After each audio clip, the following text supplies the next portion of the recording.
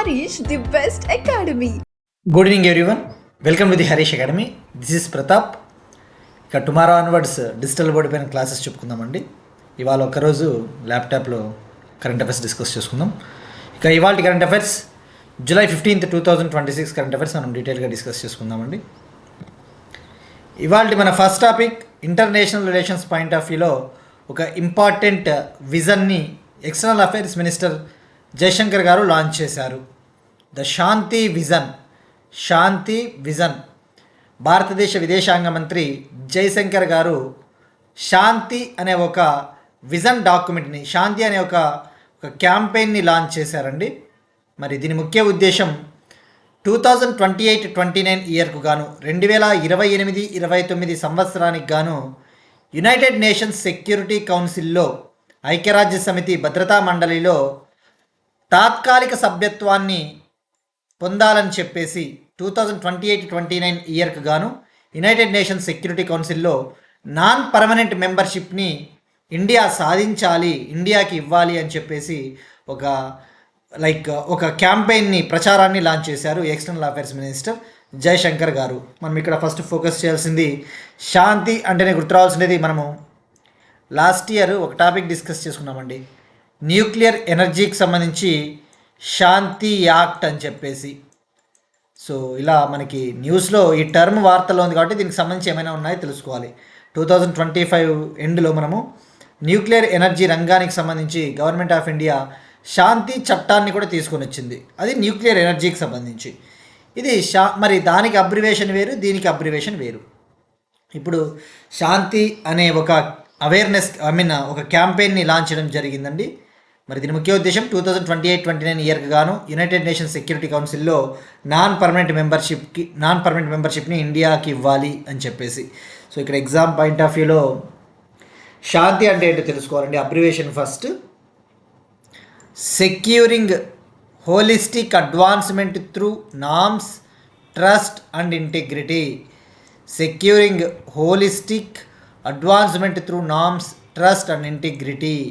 మరి united nations అంటే గుర్తురావాల్సినది మనకి యుఎన్ఎస్సిలో, ఐక్యరాజ్య సమితి భద్రతా మండలిలో 5 పర్మనెంట్ మెంబర్స్ ఉంటాయి, 5 శాశ్వత దేశాలు ఉంటాయి. వాటినే P5 కంట్రీస్ అంటారు. USA, Russia, China, UK, France.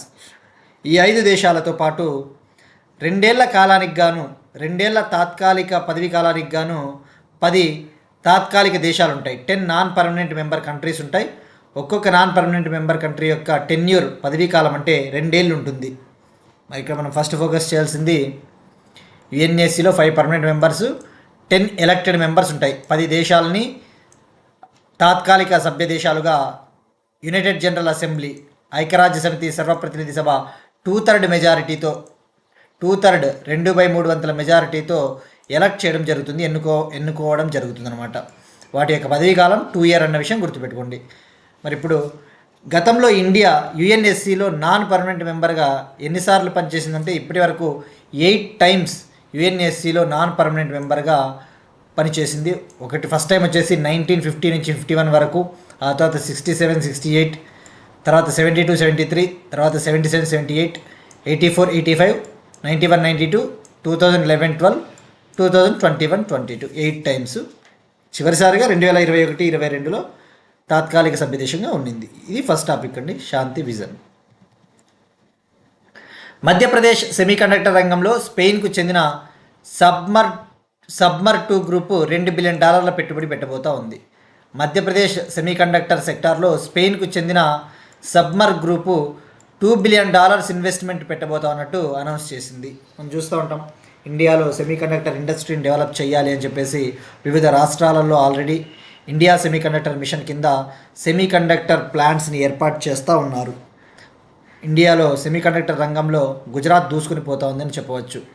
Already గుజరాత్లోని దొలేరాలో భారతదేశపు మొట్టమొదటి సెమీకండక్టర్ ఫ్యాబ్రికేషన్ ప్లాంట్ని ఏర్పాటు చేస్తూ ఉన్నారు. India's first semiconductor fabrication plant at Dholera, Gujarat. అంటే అక్కడ సెమీకండక్టర్ చిప్స్ని ఫ్యాబ్రికేట్ చేయడం జరుగుతుంది. అలానే గుజరాత్లోని సనంద్లో భారతదేశపు మొట్టమొదటి outsourced semiconductor assembly and test facility, OSAT ఫెసిలిటీని అక్కడ ఏర్పాటు చేస్తూ ఉన్నారు. మనం ఇవన్నీ తెలుసుకున్నామండి.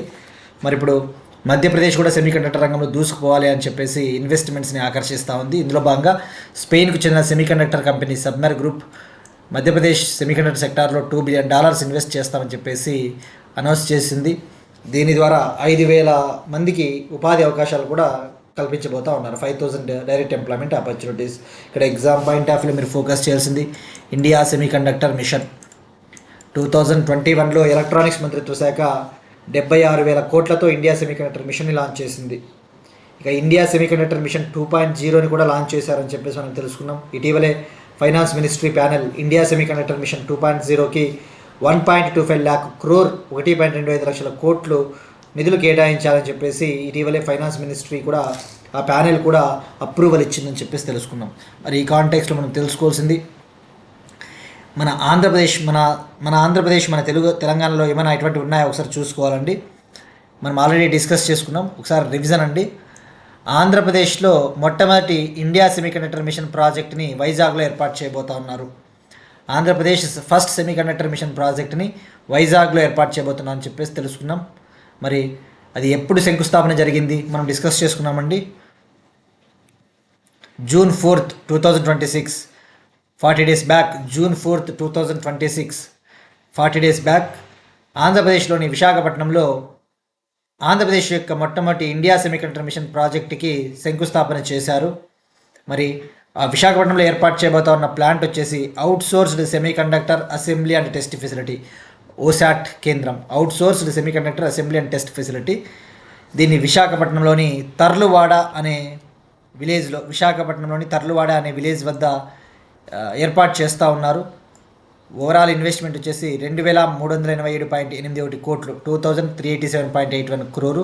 తద్వారా 1000 జాబ్స్ అనేవి క్రియేట్ చేయబోతూ ఉన్నారు, 1000 జాబులని సృష్టించబోతూ ఉన్నారు. సో ఇట్లా ఒకసారి రివిజన్ చేసుకుంటే సరిపోతుందండి. Next Andhra Pradesh current affairs. Andhra Pradesh port expansion phase 2. Andhra Pradesh ప్రభుత్వం పోర్టుల్ని విస్తరించాలి అని చెప్పేసి భావిస్తూ ఉంది. దీనికోసం ఫేజ్ టూ దశలో భాగంగా పోర్టుల్ని ఎక్స్పాన్షన్ చేయడం కోసం భూసేకరణ చేపడతా ఉంది. మరి ఇప్పుడు ఆ 3 ఓడరేవుల విస్తరణ కోసం 1,638.52 కోట్లకు ఆంధ్రప్రదేశ్ ప్రభుత్వం ఆమోదం తెలిపింది. ఆంధ్రప్రదేశ్ గవర్నమెంట్ 3 పోర్ట్స్ని ఎక్స్పాండ్ చేయాలి, వాటికి అవసరమైన ల్యాండ్ అక్విజిషన్ చేపట్టాలి, భూసేకరణ చేపట్టాలి అని చెప్పేసి ఆ భూసేకరణ కోసం 1638.52 crore ఏపీ గవర్నమెంట్ ఆమోదం తెలిపిందండి. మరి ఆ 3 పోర్టులు వచ్చేసి ఒకటి రామాయపట్నం పోర్టు, మరొకటి మూలపేట పోర్టు, మరొకటి మచిలీపట్నం పోర్టు. ఈ 3 పోర్టుల విస్తరణ కోసం సుమారుగా 6,248.54 ఎకరాలని సేకరించబోతోంది ఆంధ్రప్రదేశ్ ప్రభుత్వం. ఈ 3 పోర్ట్స్ని ఎక్స్పాండ్ చేయడం కోసం 6,248.54 ఎకర్స్ని అక్వైర్ చేయబోతోంది ఏపీ గవర్నమెంట్. దీనికోసం 1638.52 crore అప్రూవల్ ఇచ్చింది. మరి ఇక్కడ మనం ఫస్ట్ ఫోకస్ చేయాల్సింది రామాయపట్నం పోర్టు నెల్లూరు డిస్టిక్లో ఉందండి. నెల్లూరు డిస్టిక్ గుర్తుపెట్టుకోండి, ఇది గతంలో ప్రకాశం డిస్టిక్లో ఉండేది. అయితే జిల్లాల పునర్విభజన జరిగిన తర్వాత, డిస్ట్రిక్ట్స్ రీఆర్గనైజేషన్ జరిగిన తర్వాత రామాయపట్నం పోర్టు అనేది ఇప్పుడు నెల్లూరు డిస్టిక్ కిందకి వచ్చింది. మూలపేట పోర్టుని గతంలో భావనపాడు పోర్టు అని పిలిచేవాళ్ళు. మూలపేట పోర్టు యొక్క earlier name Bhavanapadu port. Machilipatnam port Krishna district. మరి ఈ 1,638 కోట్లలో రామాయపట్నం పోర్టుకి 851 crore కేటాయించారు, మూలపేట పోర్టుకి 440.52 crore కేటాయించారు, మచిలీపట్నం పోర్టుకి 347 crore కేటాయించారండి. సింపుల్గా ఎంత బడ్జెట్కి ఆమోదం తెలిపారో గుర్తుపెట్టుకుంటే సరిపోతుందండి. ఇక్కడ మూలపేట పోర్ట్ అనేది ఒక గ్రీన్ఫీల్డ్ పోర్ట్ అండి. దీని శ్రీకాకుళం జిల్లాలోని సంతబొమ్మాలి మండలంలో ఆ పరిధిలో నిర్మిస్తూ ఉన్నారు. గ్రీన్ఫీల్డ్ పోర్ట్ అంటే కొత్తగా నిర్మిస్తూ ఉన్న port Mulapeta port. Next one Telangana current affairs. Amazon web service data centre in తెలంగాణలో అమెజాన్ వెబ్ సర్వీస్ డేటా సెంటర్ని ఏర్పాటు చేయబోతోందండి. దీనికి సంబంధించి ఇవాళ తెలంగాణ చీఫ్ మినిస్టర్ రేవంత్ రెడ్డి గారు హైదరాబాద్కు దగ్గరలో ఉన్న భారత్ ఫ్యూచర్ సిటీలో శంకుస్థాపన చేశారు. అమెజాన్ కంపెనీ తెలంగాణలోని హైదరాబాద్కు దగ్గరలో ప్రతిష్టాత్మకంగా నిర్మిస్తూ ఉన్న భారత్ ఫ్యూచర్ సిటీలో ఒక డేటా సెంటర్ని బిల్డ్ చేయబోతోంది Amazon web services flagship data centre. దీనికి ఇవాళ తెలంగాణ చీఫ్ మినిస్టర్ రేవంత్ రెడ్డి గారు శంకుస్థాపన చేశారండి. మరి ఇక్కడ మీరు చూస్తే ఆల్రెడీ తెలంగాణలో డేటా సెంటర్స్ చాలా ఎక్కువగా వస్తూ ఉన్నాయని చెప్పేసి దీన్ని బట్టి అర్థమవుతూ ఉంది. మరి అమెజాన్ కంపెనీ ఒక ప్రపోజల్, ఒక దాని ఏమంటారు, ఒక ప్రతిపాదన కూడా తీసుకొని వచ్చింది. నెక్స్ట్ 10 ఇయర్స్లో తెలంగాణలో 60,000 కోట్ల వరకు మేము పెట్టుబడులు పెడతామని చెప్పేసి అమెజాన్ కంపెనీ ప్రతిపాదించింది. నెక్స్ట్ 10 ఇయర్స్లో తెలంగాణలో 60,000 క్రోర్ ఇన్వెస్ట్మెంట్ని మేము పెడతాము అని చెప్పేసి అమెజాన్ కంపెనీ ప్రపోజ్ చేసింది. అందులో భాగంగానే AWS డేటా సెంటర్ని నిర్మించబోతూ ఉన్నారు.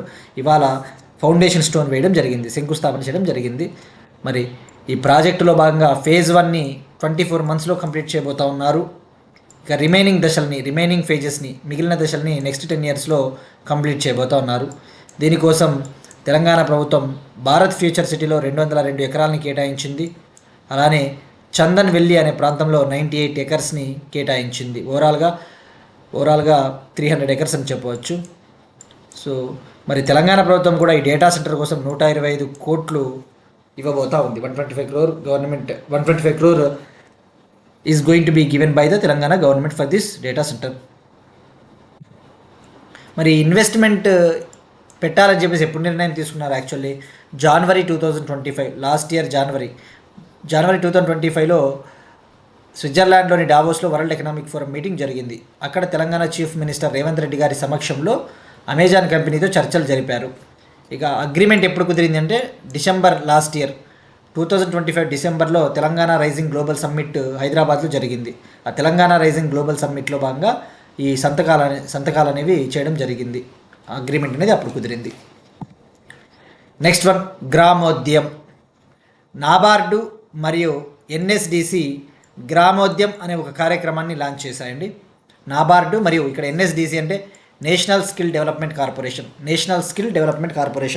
నాబార్డు మరియు నేషనల్ స్కిల్ డెవలప్మెంట్ కార్పొరేషన్ గ్రామోద్యం అనే ఒక ఇనిషియేటివ్, ఒక కార్యక్రమాన్ని లాంచ్ చేయడం జరిగింది. దీని ముఖ్య ఉద్దేశం రూరల్ ఎంటర్ప్రెన్యూర్స్ని తయారు చేయాలి. గ్రామీణ ప్రాంతాల్లో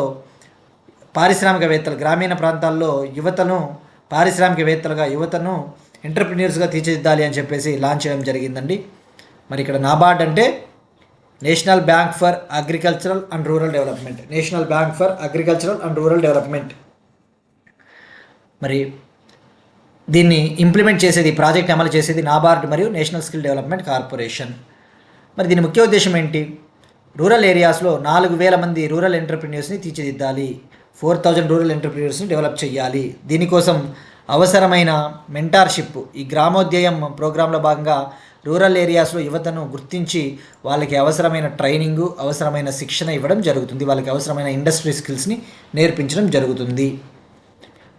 మరి ఎప్పుడు లాంచ్ చేశారు అంటే జూలై 13న NABARD chairman doctor Shaji K V ఈయన లాంచ్ చేశారండి. నాబార్డ్ యొక్క 45వ ఫౌండేషన్ డే సందర్భంగా, నాబార్డ్ యొక్క 45వ వ్యవస్థాపక దినోత్సవం సందర్భంగా ఈ గ్రామోద్యం అనేది 3-year పైలట్ ప్రోగ్రామ్, 3 ఏళ్ల పాటు ఈ యొక్క ప్రోగ్రాం అమల్లో ఉంటుంది. ఈ ప్రోగ్రామ్ని అమలు చేసేది ఇన్స్టిట్యూట్ ఫర్ ఇండస్ట్రియల్ డెవలప్మెంట్. ఈ ప్రోగ్రామ్ని ఇంప్లిమెంట్ చేసేది institute for industrial development. So ఇక్కడ గుర్తుపెట్టుకోండి, నాబార్డు మరియు ministry of skill development and entrepreneurship మంత్రిత్వ శాఖ కింద ఉండే NSDC సహకారంతో దీన్ని అమలు చేస్తారు. Ministry of skill development and entrepreneurship మంత్రిత్వ శాఖ కింద ఉండే NSDC సహకారంతో నాబార్డ్ సంస్థ దీన్ని అమలు చేస్తుంది. మరి నాబార్డ్ ఎప్పుడు ఏర్పాటైందండి? 1982లో నాబార్డ్ ఏర్పాటైంది. మరి ఇక్కడ ఎకానమీ పాయింట్ ఆఫ్ వ్యూలో ఇక్కడ నాబార్డు మరి NSDC గ్రామోద్యం సరిపోతుంది. కానీ ఎకానమీ పాయింట్ ఆఫ్ వ్యూలో మీరు ఒక టాపిక్ చదువుతారు కదండి, బ్యాంకింగ్ సెక్టార్లో ఎవరికైతే సిలబస్ పైన పట్టు ఉంటుందో వాళ్ళకి మాత్రమే ఇలాంటివన్నీ ఐడియా ఉంటాయండి. బ్యాంకింగ్ సెక్టార్లో వివిధ రకాల బ్యాంకుల గురించి చదువుతారు. Commercial banks, rural banks, small finance banks, payment banks, ఇవన్నీ చదువుతారు. అక్కడ DFIs అనే డెవలప్మెంటల్ ఫైనాన్షియల్ ఇన్స్టిట్యూషన్స్ గురించి చదువుతారు. Developmental financial institutions DFIs group 1లో కూడా ఉందండి. ఏపీ గ్రూప్ 1 తీసుకున్న, తెలంగాణ గ్రూప్ 1 తీసుకున్న, UPSC తీసుకున్న DFIs అనే ఒక కాన్సెప్ట్ ఉంటుంది. డెవలప్మెంటల్ ఫైనాన్షియల్ ఇన్స్టిట్యూషన్స్ అంటే అభివృద్ధికి పాటుపడే ఆర్థిక సంస్థలు, అంటే అభివృద్ధి ప్రాజెక్టులకు అవసరమైన లోన్లు అందించే బ్యాంకులు. ఉదాహరణకు నాబార్డు వ్యవసాయ రంగానికి లోన్స్ ఇస్తుంది. SIDBI small industries development bank of India, SIDBI, EXIM bank, export import bank ఉంటుంది. ఇలాంటివి డెవలప్మెంటల్ ఫైనాన్షియల్ ఇన్స్టిట్యూషన్స్ అంటారు. ఇవి ఎకానమీలో చదివి తీరాల్సిందే.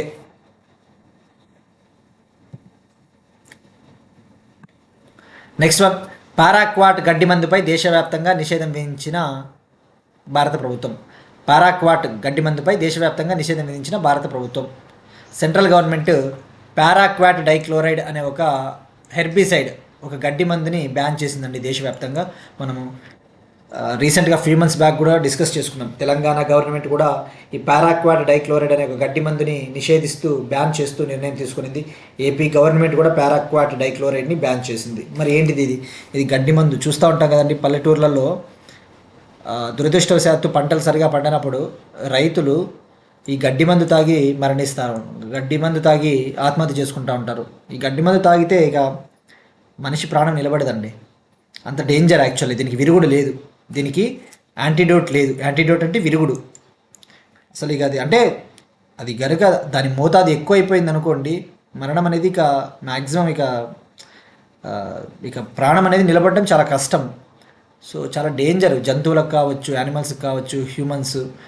మరి ఇదొక హెర్బిసైడ్ యాక్చువల్లీ, కలుపుని తీసేయడానికి వాడుతూ ఉంటారు. గడ్డిని కిల్ చేయడం కోసం. గడ్డి పెరుగుతూ ఉంటుంది కదా పంటలలో ఆ గడ్డిని నాశనం చేయడానికి వాడుతూ ఉంటారు. బట్ ఇది చాలా డేంజరు. సో ఆ పారాక్వాట్ డైక్లోరైడ్ అనేది ఆల్రెడీ 70కి పైగా దేశాల్లో దీన్ని బ్యాన్ చేశారు. 70కి పైగా కంట్రీస్లో దీన్ని బ్యాన్ చేశారు. ఇది ఒక టాక్సిక్ హెర్బిసైడ్. సో మరి ఇన్సెక్టిసైడ్స్ యాక్ట్ 1968 కింద, ఇన్సెక్టిసైడ్స్ యాక్ట్ 1968, తెలుగులో చెప్పాలంటే కీటకనాశన చట్టం 1968, కీటకనాశన చట్టం 1968 ప్రకారము, ఈ చట్టం ప్రకారం ఇక ఈ రసాయనాన్ని దిగుమతి చేసుకోరాదు, తయారు చేయరాదు, రవాణా చేయరాదు, పంపిణీ చేయరాదు, అమ్మకూడదని చెప్పేసి కేంద్ర ప్రభుత్వం గైడ్లైన్స్ జారీ చేసింది. ఈ ఇన్సెక్టిసైడ్స్ యాక్ట్ 1968 ప్రకారము ఈ యొక్క హెర్బిసైడ్, ఈ యొక్క టాక్సిక్ హెర్బిసైడ్ని ఇంపోర్ట్ చేసుకోకూడదు, మ్యానుఫ్యాక్చర్ చేయకూడదు, ట్రాన్స్పోర్ట్ చేయకూడదు, డిస్ట్రిబ్యూట్ చేయకూడదు, సేల్ చేయరాదు అన్న విషయం గుర్తుపెట్టుకోండి. సో యాక్చువల్లీ ఈ సంవత్సరం జనవరి 14న 2026 జనవరి 14న సెంట్రల్ గవర్నమెంట్ ఒక కమిటీని కూడా ఏర్పాటు చేసింది. ఈ యొక్క పారాక్వాట్ డైక్లోరైడ్ని బ్యాన్ చేయాలా వద్దా అని చెప్పేసి. సో ఇప్పుడు బ్యాన్ చేస్తున్నట్టు నిర్ణయం తీసుకున్నారు. బట్ అయితే 30 రోజుల పాటు ఏమైనా అభ్యంతరాలు ఉంటే అభ్యంతరాలని స్వీకరిస్తుంది భారత ప్రభుత్వం. సో ఎగ్జామ్లో డైరెక్ట్గా అడుగుతాడు పారాక్వాట్ డైక్లోరైడ్ ఇది ఏంటిది అసలు అనేసి. నెక్స్ట్ వన్, ఎకానమీకి సంబంధించి తొలి సేవా సూచి విడుదల. గవర్నమెంట్ ఆఫ్ ఇండియా తొలిసారిగా ఇండెక్స్ ఆఫ్ సర్వీసెస్ ప్రొడక్షన్ని లాంచ్ చేసింది. భారత ప్రభుత్వం ఫస్ట్ టైం మొట్టమొదటి ఇండెక్స్ ఆఫ్ సర్వీసెస్ ప్రొడక్షన్ని లాంచ్ చేసింది. Government of India released first index of service production. అంటే భారతదేశ సేవా రంగంలో ఉత్పత్తి ఎలా ఉందో తెలుసుకోవడం కోసం, కొలవడం కోసం, భారతదేశం యొక్క సేవా రంగ యొక్క పనితీరుని కొలవడం కోసం మొట్టమొదటిసారిగా ఒక సూచికని విడుదల చేసింది. దాని పేరే index of services production. India service sector యొక్క పర్ఫార్మెన్స్ని మెజర్ చేయడం కోసం for the first time index of services ప్రొడక్షన్ని గవర్నమెంట్ ఆఫ్ ఇండియా లాంచ్ చేసింది. మరి ఏ మంత్రిత్వ శాఖ లాంచ్ చేసిందో తెలుసుకోవాలి. Ministry of statistics and programme implementation, గణాంకాలు మరియు పథకాల అమలు మంత్రిత్వ శాఖ దీన్ని లాంచ్ చేసింది. ఏప్రిల్ నెలకు గాను విడుదల చేసింది. ఏప్రిల్ మంత్కి విడుదల చేసిందండి. అంటే ఒక 2 months డిలేతో రిలీజ్ చేసిందని చెప్పుకోవచ్చు. ఇప్పుడు జూలై 15th, ఏప్రిల్ నెలకు సంబంధించిన డేటాని ఇప్పుడు రిలీజ్ చేసింది. అంటే ఒక నియర్లీ ఒక 2.5 months డిలే అని చెప్పొచ్చు. సో మరి ఇక్కడ మనం ఫస్ట్ ఫోకస్ చేయాల్సింది ఈ ఇండెక్స్ ఆఫ్ సర్వీస్ ప్రొడక్షన్లో ఎన్ని సెక్టార్స్ ఉంటాయంటే 19 సర్వీస్ సబ్ సెక్టార్స్ ఉంటాయి, 19 ఉప సేవా రంగాలు ఉంటాయి. ఉదాహరణకు retail sector, retail trade, road transport, విమాన రవాణా, టెలికమ్యూనికేషను, బ్యాంకింగ్, ఇటువంటి సబ్ సర్వీస్ సెక్టార్స్ ఉంటాయి, ఉపసేవా రంగాలు ఉంటాయి. మరి ఈ 19 సర్వీస్ సబ్ సెక్టార్స్ ఏవైతే ఉన్నాయో ఇవి భారతదేశ సర్వీస్ సెక్టార్లో వీటి వాటా 60% అని చెప్పవచ్చు. ఈ 19 సర్వీస్ సబ్ సెక్టార్స్ యొక్క షేరు ఇండియా సర్వీస్ సెక్టార్లో 60% ఉంటుంది. మరి ఇందులో ఏప్రిల్ నెలకు గాను విడుదల చేసిన మొదటి సూచికలో ఈ 19 ఉపసేవా రంగాలకు గాను 14 ఉపసేవా రంగాలు 2 అంకెల వృద్ధిని సాధించాయి. అంటే ఒక పాజిటివ్ గ్రోత్ రేట్ని సాధించాయని చెప్పవచ్చు. Out of the 19 service sectors 14 sectors showed double digit growth. So మరి ఇప్పటి నుంచి విడుదల చేసే ఇండెక్స్ ఆఫ్ సర్వీస్ ప్రొడక్షన్ గణాంకాలన్నీ కూడా ప్రతి నెల 29వ తారీఖున విడుదల చేస్తారు. ఇక నుంచి ఈ index of service production data అంతా కూడా ఎవ్రీ మంత్ 29th రిలీజ్ చేస్తుంది గణాంకాలు మరియు పథకాల అమలు మంత్రిత్వ శాఖ అనే విషయం గుర్తుపెట్టుకోండి. ఈ టాపిక్ ఆల్రెడీ రీసెంట్గా మనం డిస్కస్ చేసుకున్నామండి. సో ఆస్పిరెంట్స్ని మళ్ళీ చెప్పేది ఒకటే అండి, కంటిన్యూస్గా వింటూ ఉంటే ఈ టాపిక్స్ అన్నీ కూడా మీకు ఆల్రెడీ కవర్ అయి ఉంటాయి. బట్ ఎనీవే మనం సందర్భం వచ్చినప్పుడు డీటెయిల్గా చెప్తాం.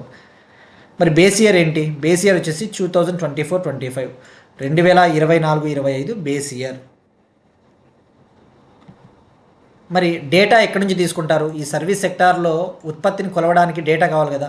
డేటా అడ్మినిస్ట్రేటివ్ డేటా, పరిపాలనా గణాంకాలు, జిఎస్టీ డేటా, జిఎస్టీలో కూడా సర్వీస్ సెక్టార్ ఉంటుంది కదా, జిఎస్టీ డేటా. అలానే annual survey of incorporated service sector enterprises, annual survey of incorporated service sector enterprises, ఈ 3 సోర్సుల నుంచి అవసరమైన డేటాను తీసుకుంటారు. నెక్స్ట్ వన్, నింగిలోకి భారత సంతతి వ్యోమగామి అనిల్ మీనన్. నింగిలోకి భారత సంతతి వ్యోమగామి అనిల్ మీనన్. ఇండియన్ ఆరిజిన్, భారతీయ మూలాలు ఉన్న నాసా ఆస్ట్రోనాటు అనిల్ మీనన్ తొలిసారిగా ఇంటర్నేషనల్ స్పేస్ స్టేషన్లోకి వెళ్ళారండి. Indian origin NASA astronaut Anil Menon begins first mission to international space station. మనం చూస్తూ ఉంటాం, ఇంటర్నేషనల్ స్పేస్ స్టేషన్ అంటే అంతర్జాతీయ అంతరిక్ష కేంద్రం. ఇది లో ఎర్త్ ఆర్బిట్లో ఉంటుంది, అంటే భూమి యొక్క ఉపరితలానికి సుమారుగా 450 కిలోమీటర్ల ఎత్తులో ఉంటుంది. లో ఎర్త్ ఆర్బిట్లో ఉండే ఒక research station international space station. మరి దీని ముఖ్య ఉద్దేశం ఏంటి? భవిష్యత్తులో గగన్యాన్ మిషన్ చేపట్టాలన్నా, చంద్రుడిపైకి మనుషుల్ని పంపాలి అన్నా, వివిధ దేశాలు ఇటువంటి ప్రాజెక్ట్స్ని చేపట్టాలి అంటే అక్కడ పరిస్థితులకు తగ్గట్టుగా అలవాటు పడడం కోసము ఇంటర్నేషనల్ స్పేస్ స్టేషన్లో రీసెర్చ్ చేస్తూ ఉంటారు. సో మరి ఇంటర్నేషనల్ స్పేస్ స్టేషన్లోకి ఇప్పుడు ఇండియన్ ఆరిజిన్, భారతీయ మూలాలున్న నాసా ఆస్ట్రోనాట్ అనిల్ మీనన్ వెళ్ళడం జరిగిందండి. మరి ఏ మిషన్ ద్వారా వెళ్ళారు అంటే రష్యాకు చెందిన సోయజ్ MS-29 స్పేస్ క్రాఫ్ట్, రష్యాకు చెందిన వ్యోమనౌక సోయజ్ MS-29 వ్యోమనౌకలో వీళ్ళు బయలుదేరారు. రష్యాకు చెందిన సోయజ్ స్పేస్ క్రాఫ్ట్ MS-29 ద్వారా వీళ్ళు వెళ్ళారు. ఎక్కడి నుంచి వీళ్ళు వెళ్ళారు అంటే కజకిస్తాన్లోని బైకనూరు కాస్మోడ్రోమ్ నుంచి వీళ్ళు లాంచ్ అయ్యారు. మరి ఈయనతో పాటు మరో 2 రష్యా ఆస్ట్రోనాట్లు కూడా బయలుదేరి వెళ్ళారు. వాళ్ళొకరు రష్యాకు చెందిన 2 కాస్మోనాట్లు. రష్యాకు చెందిన వ్యోమగాముల్ని కాస్మోనాట్స్ అంటారండి. రష్యాకు చెందిన 2 కాస్మోనాట్స్, ఒకరు ప్యోటర్ దుబ్రోవ్, మరొకరు అన్నా కికినా. వీళ్ళిద్దరూ రష్యా, ఒకరు నాసా, అమెరికాకు చెందిన ఇండియన్ ఆరిజిన్, భారతీయ మూలాలున్న అమెరికా వ్యోమగామి అన్న విషయం గుర్తుపెట్టుకోండి. వీళ్ళు ISSకి వెళ్ళారు. వీళ్ళు అక్కడ 8 నెలల పాటు ఉంటారు, 8 months ఉంటారు. అనిల్ మీనన్కి ఇది ఫస్ట్ అంతరిక్ష యాత్ర అన్న విషయం గుర్తుపెట్టుకోండి. వీళ్ళు 8 months అక్కడ రీసెర్చ్ చేస్తారు. మరి ఇక్కడ ISS అంటే గుర్తు రావాల్సినది, ISSలోకి వెళ్ళిన మొట్టమొదటి భారతీయ వ్యక్తి Shubhanshu Shukla, first Indian astronaut to enter into the international space station, that is Shubhanshu Shukla. మనం డిస్కస్ చేసుకున్నాం. Shubhanshu Shukla last year Axiom 4 mission ద్వారా ISSలోకి వెళ్ళారు, ఉత్తరప్రదేశ్ రాష్ట్రానికి చెందిన వాళ్ళు అని చెప్పేసి ఇవన్నీ కూడా ఇలాంటివన్నీ తెలుసుకున్నాం. These are today's current affairs అండి. Will meet you again tomorrow and thank you everyone.